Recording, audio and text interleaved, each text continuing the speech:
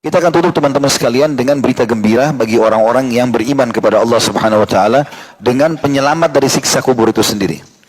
Yang pertama tentunya yang tidak bisa kita luputkan adalah beriman kepada Allah Subhanahu wa taala. Kalau teman-teman beriman, mematuhi Allah, yakin Allah adalah mematuhi syariatnya, mengikuti Rasulullah SAW, mengikuti para sahabat, maka ini masuk dalam hadis Al-Bara ibn Azib radhiyallahu anhu yang mengatakan bahwasanya kata Nabi SAW, kalau orang mukmin meninggal dunia, didudukkan di kuburannya, lalu ditanya oleh Munkar dan Nakir, siapa Tuhanmu, siapa Nabimu, apa kitabmu, dia akan jawab dengan sangat mudah, bagaimana pendapatmu dengan laki-laki ini dalam riwayat lain yang maksudnya Nabi Muhammad SAW. Dia akan mengatakan dia adalah utusan Allah, maka dibukakan baginya pintu surga. Dan menjadilah kuburannya taman dari taman surga. Dalam riwayat lain dilapangkan kuburannya seluas pandangan mata. Berarti beriman dan bertauhid kepada Allah dan beramal saleh adalah termasuk sumber pertama penyelamatan. Kemudian yang kedua, rutin membaca surah Al-Mulk. Ya. Secara khusus surah Al-Mulk ini punya kedudukan tersendiri, 30 ayat dalam Al-Quran. Itu disebutkan dalam riwayat-riwayat yang sahih. Di antaranya, ya, surah Al-Mulk. Di antaranya disebutkan oleh Nabi SAW, Inna suratan min kitabillahi ma hiya illa 30 ayah. Ketahuilah dalam Al-Quran ada satu surah dalam kitabnya Allah, tidak lebih daripada 30 ayat saja. Syafa'at lirajulin fa akhrajathu minan nari wa adkhalathu al-jannah. Dia pasti akan menolong pembacanya dari api neraka dan pasti memasukkannya ke dalam surga. Kemudian dalam riwayat yang lain, kata Nabi SAW, Inna suratan minal Qur'ani, inna suratan fil Qur'ani 30 ayat. Sesungguhnya ada surah dalam Al-Quran 30 ayat. Syafa'at dirajulin hatta gufira lahu. Dia akan terus memberikan pertolongan, rekomendasi untuk pembacanya sampai diampuni pembacanya. Hiya tabarakalladzi biyadihil mulk. Dia adalah Maha Suci Allah yang telah memiliki kerajaan, ya. Maksudnya Maha Suci Allah yang di tangannya lah kerajaan yang sesungguhnya. Itu semua hadis ini diriwayatkan oleh Abu Dawud 1400 dan juga diriwayatkan Tirmidzi, An-Nasa'i dan dengan sanad sahih. Hadis yang lain juga kata Nabi SAW, Man qara'a tabarakalladzi biyadihil mulk kulla lailatin mana'ahu Allahu biha min adzabil qabr. Barang siapa membaca tabarakalladzi biyadihil mulk pada setiap malam, maka Allah akan menghalanginya dengannya dari azab kubur. Hadis sahih diriwayatkan An-Nasa'i jilid 6 halaman 179. Jadi usahakan teman-teman surah Al-Mulk secara khusus dihafal. Dan kata ulama boleh juga dia dicicil bacaannya. Misal kita baca di sholat qabliyah duhur 5 ayat atau 10 ayat, kan dia 30 ayat. Mungkin di maghribnya, mungkin di qabliyah asarnya. Kita baca atau di sholat duhanya, intinya kita membacanya. Maka itu lengkap sampai 30 ayat di akhir malam sudah cukup untuk menyelamatkan kita dari siksa kubur itu sendiri. Kemudian yang ketiga adalah meninggal di malam Jumat ataupun di hari Jumatnya sendiri. Dan ini punya kedudukan tersendiri dalam syariat kita. Mungkin ini karena memang keutamaan malam itu sendiri. Kayak kita sekarang ini, ya, hari Jumat begini atau di malam Jumat semalam. Beranjak daripada hadits Abdullah bin Amr radhiyallahu anhuma, beliau berkata, Rasulullah SAW bersabda, "Ma min muslimin yamutu yaumul jum'ati aw lailatul jum'ah illa waqahu Allahu fitnatal qabr." Tidaklah seorang muslim yang wafat pada hari Jumat atau malam Jumat, melainkan Allah pasti akan menjaganya dari fitnah kubur. Hadis riwayat Tirmidzi di nomor 1074, Ahmad nomor 6582. Jadi termasuk di antara doa yang dilakukan oleh salafus saleh adalah mereka berharap agar ditutup husnul khatimah dengan meninggal di hari Jumat atau di malam Jumatnya. Kemudian yang keempat adalah mengamalkan isi Al-Quran. Dan ini mengamalkan isi Al-Quran adalah salah satu penyebab daripada selamat dari siksa kubur. Karena tadi sudah kita jelaskan, salah satu penyebab siksa kubur justru kalau dia tidak mengamalkan isi Al-Quran. Allah berikan tapi dia tolak. Allah berikan tapi dia tidak baca. Maka lawannya berarti dengan mengamalkan isi Al-Quran dia akan selamat dari siksa kubur. Kemudian yang kelima, selalu berdoa dan berlindung dari siksa kubur itu sendiri. Dan Nabi SAW memerintahkan kita agar membaca ini sebelum salam. Ada dua jenis doa yang mirip satu sama yang lain dibaca setelah kita mengucapkan innaka hamidum majid, lalu kita membaca Allah min ya'udzubika min adzabil qabr wa azabi jahannam wa fitnatil mahya wa fitnatil masih dajjal. Ada juga yang lainnya Allah min ya'udzubika min adzabil qabr wa a'udzubika min fitnatil masih dajjal wa a'udzubika min fitnatil mahya wa mat a'udzubika minal ma'thami wal maghram. Dua-duanya mirip, tapi intinya kita berlindung dari siksa kubur itu sendiri. Dan Nabi SAW pernah melewati kuburan, kemudian jenazah sahabat mau dimasukkan, lalu beliau mengatakan, untuk tempat seperti inilah, sambil beliau menangis, tetekan air mata jatuh ke tanah, untuk seperti tempat inilah kalian harusnya berlindung, ya, berlindung kepada Allah dari siksa kubur. Jadi selalu kita minta agar diselamatkan dari siksa kubur. Kemudian yang keenam teman-teman, semua jenis mati syahid. Jadi mati syahid itu banyak sekali, tidak harus orang mati syahid di medan perang. Sebagaimana akan kita bacakan riwayatnya insyaAllah. Riwayat yang menjelaskan masalah itu, bahwasanya Nabi SAW bersabda, "Ma ta'uduna syahid mi fikum." Apa saja yang kalian anggap sebagai syuhada di antara kalian? Nabi SAW tanya kepada para sahabat. Qalu ya Rasulullah, man qutila fi sabilillah fa huwa syahid. Mereka berkata, ya Rasulullah, orang yang terbunuh di jalan Allah, maka dia syahid. Qala inna syuhada ummati idzan laqalil. Kalau seperti yang kalian bilang, berarti syuhada umatku sedikit. Karena siapa saja mati di medan perang, jumlahnya sedikit. Kemudian beliau mengatakan, qalu faman hum ya Rasulullah. Kalau begitu siapa saja yang mati syahid lagi ya Rasulullah. Mulailah Nabi SAW hitung. Man qutila fi sabilillah fa huwa syahid. Siapa yang mati memang di jalan Allah berperang, maka dia mati syahid. Yang kedua, wa man mata fi sabilillah fa huwa syahid. Ada perbedaan di sini. Yang pertama mati di medan perang, yang kedua mati dalam perjalanan menuju ke jalan Allah. Seperti orang menuntut ilmu, kayak antum saya menuntut ilmu masya-Allah, atau antum mencari rezeki yang halal buat keluarga, semua di jalan yang Allah ridhoi. Kalau mati, maka mati syahid. Musafir, mau silaturahim keluarga, semua masuk dalam fi sabilillah. Jadi bukan jihad saja. Yang ketiga, wa man mata fit ta'uni fa huwa syahid. Siapa yang mati karena kena penyakit pes, penyakit kusta, menular, dan dia mati, maka dia mati syahid. Yang keempat, wa man mata fil batni fa huwa syahid. Bahkan kata Nabi SAW, siapa yang mati kena penyakit apapun di perutnya, maka dia mati syahid. Kemudian berkatalah seseorang perawi Ibnu Muqsam, asyhadu ala abika fi hadzal hadits annahu qala wal ghariqu syahid. Ada seseorang langsung mengatakan pada saat itu, dan aku juga mendengar sendiri, ada seorang sahabat yang menambahkan bahwasanya Nabi SAW bersabda, dan orang yang tenggelam pun mati syahid. Orang yang tenggelam pun mati syahid. Ada riwayat lain juga menjelaskan orang yang mati terbakar, ya, kebakaran, maka dia juga mati syahid.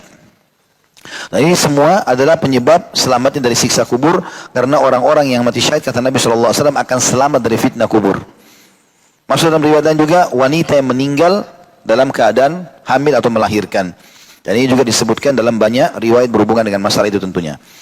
Kemudian juga termasuk yang bisa menyelamatkan dari siksa kubur adalah semua jenis amal soleh, apapun sifatnya. Amal soleh itu walaupun sunnah, apalagi kalau wajib, semuanya bisa menyelamatkan. Dan itu dirangkumkan dalam sebuah riwayat, ya, yang kata Nabi SAW, tadi saya sempat bacakan riwayat itu, saya ulangi lagi, bahwasanya mayit kalau ditaruh dalam kuburan, kemudian malaikat datang, ya, kata Nabi SAW, sesungguhnya mayit kalau diletakkan di kuburan, maka ia dapat mendengar suara sandal-sandal mereka ketika mereka mau pulang, meninggalkannya. Maka jika dia seorang mukmin, ibadah sholat berada di sisi kepalanya, ibadah puasa berada di sebelah kanannya, ibadah zakat di sebelah kirinya, perbuatan-perbuatan baik seperti sedekah, sholat sunnah, dan perbuatan baik kepada sama manusia berada di sisi kedua kakinya. Lalu didatangkan dari arah kepalanya, maka dikatakan sholat, atau sholat akan berkata, tidak ada jalan masuk dari arahku. Didatangkan dari sebelah kanannya, puasa mengatakan tidak ada jalan masuk dariku atau dari arahku. Didatangkan sebelah kirinya, didatangi sebelah kiri oleh malaikat, maka zakat mengatakan tidak ada pintu masuk dari arahku. Kemudian didatangi dari arah kedua kakinya, maka semua amal-amalnya dari sedekah, sholat sunnah, amal-amal kebaikan berkata bahwasanya tidak ada pintu masuk dari arahku.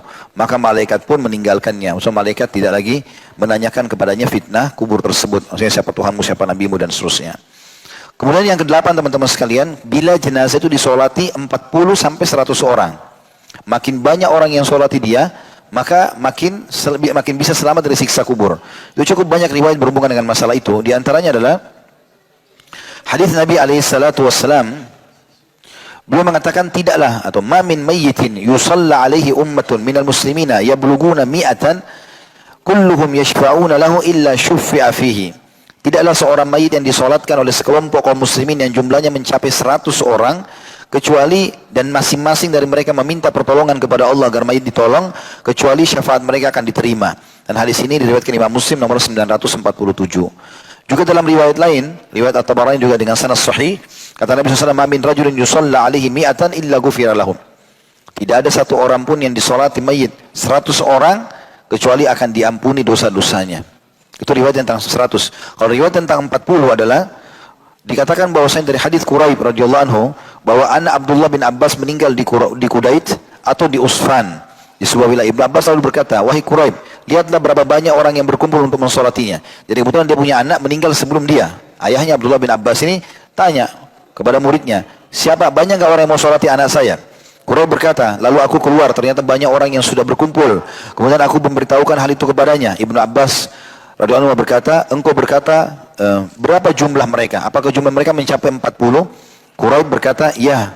perhitunganku mencapai 40. Ibnu Abbas berkata radhiyallahu anhu, keluarkanlah mayit tersebut, artinya biarkan disolati oleh mereka, karena aku pernah mendengarkan Rasulullah SAW bersabda, tidaklah seorang muslim meninggal dunia lalu jenazahnya disolati oleh 40 yang tidak mempersekutukan Allah sedikit pun, melainkan Allah pasti akan menerima syafaat atau doa untuk mereka. Hadis ini sahih riwayat Muslim nomor 948. Kemudian teman-teman sekalian, yang terakhir adalah saksi orang yang baik. Ini juga termasuk akan memberikan keselamatan dari siksa kubur, ya. Maksudnya saksi orang yang baik adalah bagaimana orang-orang mukmin yang ada di situ memberikan kesaksian kalau orang ini adalah orang-orang baik, ya. Seperti misalnya ada pernah jenazah dibawa oleh sahabat lewat di hadapan Nabi SAW. Abu Hurairah meriwayatkan masa itu mereka melewati Rasulullah SAW dengan membawa seorang jenazah, lalu mereka memuji kebaikannya. Jadi bukan disolati, ya, tapi sudah mau diantar ke kuburan. Lalu ada orang-orang yang mengatakan, sungguh orang ini orang baik waktu dia masih hidup. Maka Nabi SAW berkata, terjadilah itu, wajibat. Maka kemudian mereka melewati juga Nabi SAW dengan membawa jenazah yang lain. Lalu sebagian orang menyebutkan keburukannya, orang ini tidak baik, orang ini begini dan begitu. Maka Nabi SAW mengatakan, wajibat, telah terjadi seperti yang kalian ucapkan. Lalu beliau bersabda, sungguhnya sebagian kalian adalah saksi dari sebagian lainnya di muka bumi ini. Juga dalam riwayat lain, kata Nabi SAW, tidaklah seorang muslim meninggal lalu dipersaksikan oleh 4 orang penghuni rumahnya dari keluarganya, juga dari tetangga terdekatnya, bahwa mereka tidak pernah mengetahui dari si mayit kecuali yang baik, melainkan Allah pasti berfirman, aku terima pengetahuan atau persaksian kalian tentangnya, dan aku ampuni untuknya apa yang kalian tidak tahu. Hadis ini diriwayatkan Abu Ya'la dan Ibn Hibban, dan hadis ini dari Anas dan disebutkan dalam Sahih Targhib Tarhib di nomor 3515. Artinya 4 orang saja berikan kesaksian sudah cukup untuk dimaafkan orang tersebut agar dia berikan kesaksian. Begitu juga dalam riwayat yang lain, bahwasanya ada seseorang yang bernama Abul Aswad. Orang ini pernah ketemu dengan Umar bin Khattab. Dia mengatakan, aku mendatangi kota Madinah dan ternyata di sana tengah terjangkit suatu penyakit dan mereka mati serentak. Tepatnya penyakit taun, ya, penyakit pes. Karena Nabi SAW pernah bilang, tidak akan terjadi kiamat sampai keluar 6 tanda-tandanya. Nah, ini salah satu tanda-tanda. Di antaranya adalah lahirnya aku, diutusnya aku jadi Nabi, meninggalnya aku. Kemudian bebasnya Palestina, kemudian tersebarnya penyakit pes di tengah-tengah umatku. Dan itu ternyata terjadi di zaman Umar bin Khattab. Lalu tersebar penyakit ini dan banyak orang yang meninggal. Kemudian aku duduk dekat Umar bin Khattab. Lalu ada jenazah yang dibawa melewati mereka. Maka mereka memuji kebaikan si mayit. Maka Umar lalu berkata seperti Nabi bilang, wajibat, pasti seperti yang kalian ucapkan. Kemudian ada jenazah lain yang dibawa melewati mereka. Lalu mereka mengatakan kebaikan si mayit. Kata Umar, wajibat, seperti yang kalian ucapkan. Kemudian jenazah yang ketiga dibawa melewati mereka. Dan mereka menyebut-nyebut keburukannya. Lalu Umar pun mengatakan dengan perkataan yang sama, wajibat. Abul Aswad, seorang tabi'in ini berkata, aku bertanya, apa yang pasti, apa yang wajibat tadi yang betul akan terjadi, wahai Amirul Mukminin? Umar berkata, aku berkata sebagaimana pernah diucapkan Nabi SAW, Muslim mana saja yang mendapatkan persaksian dari 4 orang bahwa dia adalah orang baik, maka Allah pun akan memasukkannya ke dalam surga. Lalu kami bertanya, kalau 3 saksi bagaimana? Rasulullah SAW mengatakan juga kalau 3. Lalu kami bertanya lagi, kata Umar, bagaimana kalau 2? Maka Nabi SAW mengatakan 2 juga. Kata Umar, kemudian kami tidak bertanya lagi kepada Nabi SAW tentang 1 orang. Hadis ini sahih riwayat Bukhari, An-Nasai, Tirmidzi, Baihaqi dan juga Ahmad, dan ini tentunya hadisnya hadis sahih.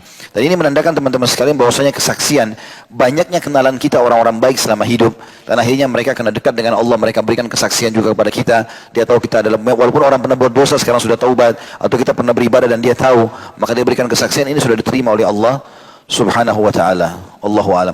Jadi bahasan kita insyaallah tentang masalah penyebab siksa kubur tadi sudah kita sebutkan, kurang lebih ada 19 poin, dan juga tentang penyelamat dari siksa kubur sendiri ada 9 poin yang sudah saya susun.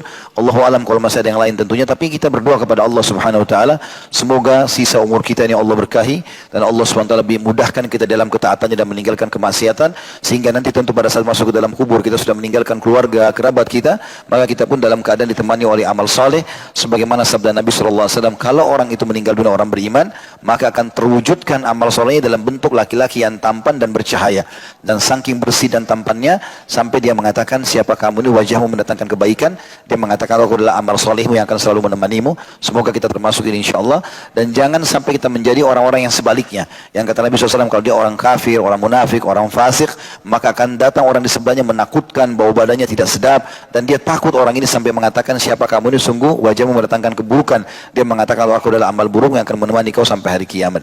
Maka kita harusnya menjaga semua ini karena waktu kita sangat terbatas. Kita teman-teman kalau meninggal dunia, ini kalimat menurut saya sebelum pertanyaan, kita kalau meninggal dunia, maka hari itu juga seakan-akan kisah kita sudah habis. Contoh misal, ada orang terkenal, punya jabatan, lalu dia meninggal hari itu, maka sudah habis semua dari dia. Apapun yang dia tinggalkan dari mobil, dari rumah, dari pekerjaan, dari harta, dari keturunan, dari pasangan hidup, udah selesai semua. Nggak bisa buat apa-apa. Nggak bisa lagi diapa-apakan, mau didatangkan pun tidak mungkin. Maka seperti sudah habis kisah dia pada saat itu. Orang akan mengenang dia sehari, 2 hari, 3 hari. Habis itu orang akan melupakan dia. Beberapa saat nanti mungkin setahun sekali baru diingat.